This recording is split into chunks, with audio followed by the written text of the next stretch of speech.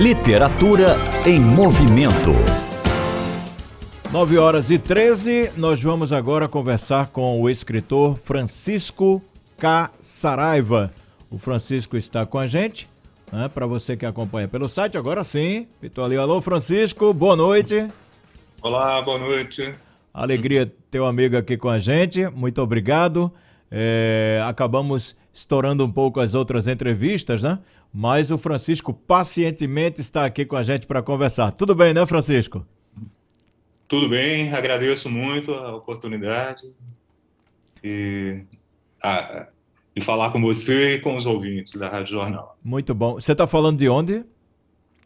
De Brasília. Brasília, Distrito Federal. É natural de Brasília ou de outro estado do Brasil? Como é a sua história, Francisco? Eu sou natural do Recife, vim para cá menino ainda, né? E sempre fui muito aí durante a minha juventude, né?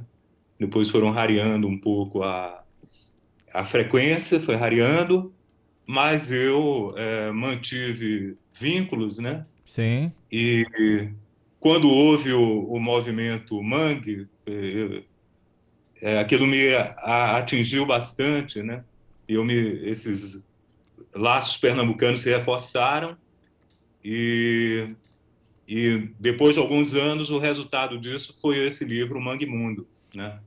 Que fala não só do movimento Mangue, né? Concentrando na banda Chico Science Nação Zumbi, mas também nos escritores Josué de Castro e João Cabral de Melo Neto, né? Dois grandes recifenses, né? É seu primeiro livro, Francisco?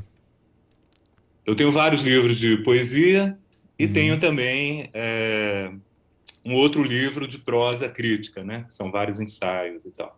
Legal. Esse é o meu segundo livro como crítico. O Francisco está vindo ao Recife para lançar o livro, né, nesta semana. Óbvio que ele vai falar também sobre isso. Mas eu queria que você aprofundasse um pouco mais, porque quando o escritor é aquele cara que vê tudo na vida, né, e tem um olhar diferente para quando ele observa aquilo que é de seu interesse. E eu queria que você falasse o que é que o despertou, por que esse olhar diferente em relação ao movimento Mangue, Francisco? Olha, em primeiro lugar foi algo que me afetou, né, do ponto de vista artístico, né? Eu já não estava mais exatamente num processo de formação, né? Mas o impacto daquela mensagem, né, que teve, sem dúvida, relação com o vir da minha terra natal, mas também foi muito além disso, né? Eu acho que respondia, captou muitas coisas que estavam no ar, e mais do que isso, né, conseguiu uma elaboração muito original entre a tradição e a modernidade, né? Sim. Essa tradição situada principalmente na música regional, né? E a modernidade correspondendo a várias gêneros musicais vindos de fora, sobretudo, mas mais do que isso, um olhar moderno, um olhar muito contemporâneo, né? Que traduzia também o crescimento da cidade do Recife, né? Seu desenvolvimento que foi muito grande, né? Do ponto de vista social e cultural, em relação à época do Josué de Castro e o João Cabral, por exemplo. O Francisco ele é graduado em Letras e é mestre em Comunicação pela Universidade de Brasília. Óbvio que você escreve, lança livros, mas a tua função principal hoje está atuando como jornalista, é isso, Francisco? Não. É servidor público mesmo. Servidor público. Como é que faz para conciliar? Tem dia que pinta a inspiração quando você está lá no trabalho? Dá para conciliar as duas coisas? De que forma, Francisco? Sempre essa ginástica, né? Acho que o escritor, o poeta, ou de qualquer outro gênero, né, tem que sempre estar tentando conciliar com outras demandas da vida prática, profissional, né? E, no caso, há uma tradição muito grande de escritores que foram servidores públicos, né, É verdade, no país. e de algum modo, modestamente, eu estou nessa tradição. Nesse país ainda não dá, não dá para se viver só da escrita, a não ser uns poucos lá no alto da pirâmide. Mas você vai chegar lá também, Francisco, vai chegar lá. O desejo é que chegue, viu? É, Quem sabe, né? outra coisa interessante a pesquisa, como é que você se debruça, qual o olhar que você tem sobre o movimento Mangue que você leva para o seu livro, Francisco? Olha, inicialmente, quando o Chico Sainz morreu, eu publiquei um artigo num jornal aqui de Brasília, né? Uhum. Pode falar, E foi o Correio não? justamente, quer dizer, não só, desculpe, Pode falar qual foi o jornal? Jornal de Brasília, Jornal do que nem Brasília. existe mais, Ah, ok. mas pelo menos não na forma impressa. Sim. E então é, houve um impacto, né, emocional, mas eu estava também procurando responder, também como artista, né, Aham. como crítico, né, que tinha sentido, vamos dizer, a novidade daquela mensagem, né? E posteriormente eu comecei a estabelecer certas relações entre Josué de Castro e o movimento, né, que já estão no movimento, né, estão em algumas letras do Chico Sainz, né, essa Uhum. referência ao Josué. Sim. E houve também uma coisa um pouco mais inesperada, né, que é a questão do cão, que é a questão de João Cabral de Melo Neto, né, Uhum. sobre o qual o Chico tem poucas declarações, né, de admiração, mas muito poucas e tal. Só que ele estava, vamos dizer, já estava agendada a participação nele em um filme chamado Recife de Dentro para Fora, para ele fazer a musicalização do poema O Cão Sem Plumas, né? Uhum. Então eu privilegiei justamente esse Cão Sem Plumas do João Cabral, para pensar junto com o Josué de Castro e o Chico Sainz o que seria uma poética do mangue, Sim, né? sim. Surgiu esse conceito de poética do mangue e realmente só foi possível pensar em poética do mangue porque houve um movimento mangue, né? Uhum. Ah. Mas com esse olhar retrospectivo, eu, eu me propus assim a identificar em momentos do José de Castro e do Cabral, quer dizer, esse mergulho no mangue, vamos dizer, Uhum. né? Por É, exemplo, o João Cabral tem o tríptico do Capibaribe, né? sim, sim. Que é composto pelo Cão Sem Plumas, o Rio e Morte e Vida Severina, né? Todos eles Uhum. ambientados, né? No mangue, ou no caso desses dois últimos, desde o início da nascente do Capibaribe até chegar à sua foz, né? Aham. Mas não basta essa identidade temática, né? A gente tem que procurar algo mais profundo que está no nível da linguagem, né? Claro que não há uma identidade de linguagem entre João Cabral, entre o Cão Sem Plumas, vamos dizer, e o Mangue Beat, né? Sim. Mas muito menos com Josué de Castro, que não foi realmente um grande artista da palavra, né? Embora Aham. um escritor muito talentoso, né? Foi aquele escritor que chamou a atenção do mundo para o fenômeno da fome, né? Com um olhar também original, né? Que passa por essa questão da geografia, da geopolítica da fome, e que tem o livro Homens e Caranguejos, né? No qual ele, vamos dizer, revela mais essa relação com o mangue, mas também alguns textos da juventude, né? Que em grande parte embasaram a construção do livro Homens e Caranguejos, que não chega a ser um grande romance, Uhum. mas sobretudo entre o Cabral, né, que tem uma grande realização artística, é um dos maiores poetas brasileiros e da língua portuguesa, incontestavelmente, é, com o Chico Sainz Nação Zumbi, que também é uma das expressões mais importantes e mais renovadoras das últimas décadas da música brasileira, né? Uhum. Então, existem algumas coisas profundas que os aproximam, né? Uma delas, por exemplo, é a questão do caos, né? O caos que está explícito também em José de Castro, quando ele compara, por exemplo, Amsterdã e Recife, diz que são cidades muito parecidas, mas que o Recife tem uma coisa desorganizada, né? É, que como se tudo um desarranjo cósmico é a expressão que ele usa, Aham, né? E joga com a questão da lama, do mangue e dos próprios mocambos, né? A questão de uma desordem social também, né? aham. No Chico Science isso é explícito, né? Do Caos à Lama é o primeiro disco da banda. E no João Cabral, dentro da trajetória da poesia dele, né?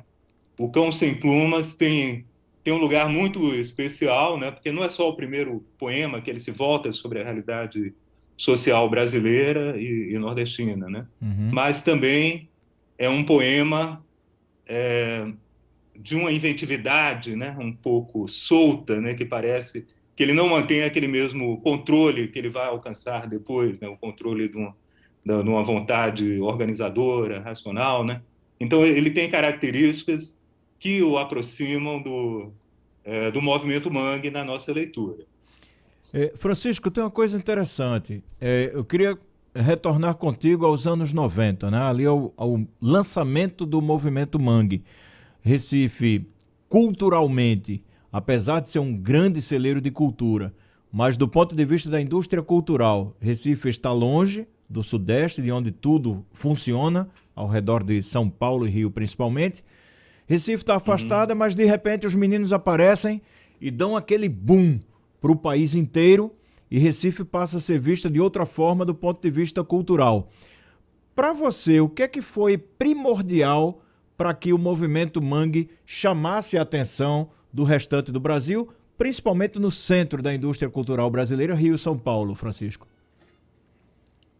Olha, eu acho que é a qualidade e é a novidade daquela música que eles trouxeram, né, para o resto do país, né? Uhum. Em primeiro lugar, uma diversidade de expressões muito importante, né? Porque você tem a Chico Science Nação Zumbi e tem o Mundo Livre, né? Como os dois principais vetores, vamos dizer ali, do movimento, né? Uhum. Mas você tem muita coisa acontecendo paralelamente, né? E outras que vão surgir a partir daí, né? Então tudo isso tem um vigor muito grande, né? Que realmente vai deslocar o vamos dizer, o eixo cultural volta para o Recife, né? Como Uhum. já foi em outros períodos, né? Não dá mais para ignorar a produção do Recife, tanto na música popular, quanto na literatura, É. quanto no cinema, Cinema, é né? verdade. Tudo isso parece que o movimento Mangue deu o estopim. E ele o faz de uma maneira que há muito tempo a gente não tinha, né? Porque por exemplo, aquele rock nacional dos anos 80, né? Foram É. várias coisas que aconteceram ao mesmo tempo, inclusive muito aqui em Brasília, né? Isso, No Rio, em verdade, São Paulo e tal, verdade. mas não era propriamente um movimento com algumas palavras de ordem, né? Com alguns signos identificadores, né? Então, o movimento Mangue teve essa especificidade, né? A questão da lama, do caranguejo, que são símbolos ricos, né? E que não se esgotam, né? De certa forma, que tem um apelo mítico, né? Eu acho até pega pelo inconsciente e tal, e ao mesmo tempo permite várias leituras, né? Tudo isso foram novidades do movimento Mangue que, vamos dizer, que atingiram o país como um todo. Uhum. O livro foi lançado em dezembro de 2019, não é isso? Em Brasília. Mas É aí vem o verdade. período da pandemia. Eu queria que você ficasse à vontade. Acredito que é por isso que somente agora Recife vai ter o contato direto, né, com o autor do livro após esse período. É por aí, né, Francisco? Não, exatamente. E quanto mais eu li, a minha pesquisa avançava, né? Porque no início eu queria fazer um artigo só relacionando essas figuras e tal. Aham. E aí a coisa foi crescendo e eu ia pesquisando, né? E cada vez dava uma vontade maior de ir aí para o Recife, né? Poxa vida. E visitar as coisas em loco e conhecer lugares que eu também nunca tinha ido e tal.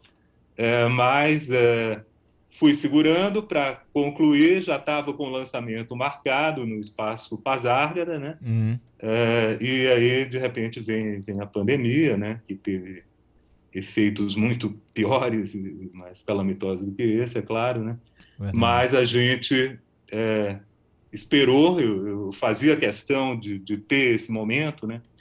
E agora, aí eu me rearticulei com o Espaço Pazárgada, né? Com a diretora Marília Mendes, Sim. e também entrou o Roberto Azubel na jogada, né? Da coordenação de literatura da Secretaria de Cultura de Pernambuco, e nós fizemos toda uma programação, né? Que está me deixando muito feliz, né?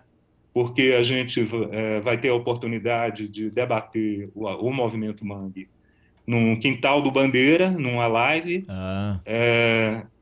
promovida justamente pelo Espaço Pazárgada e Secretaria de Cultura, né? Sim. E junto com o Mabuse, né?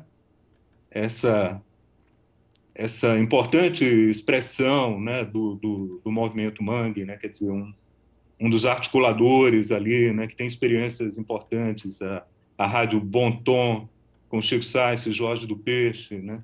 E era referido como ministro de tecnologia do movimento Mangue, né? Então tem essa discussão da teoria do caos com Chico Science, né?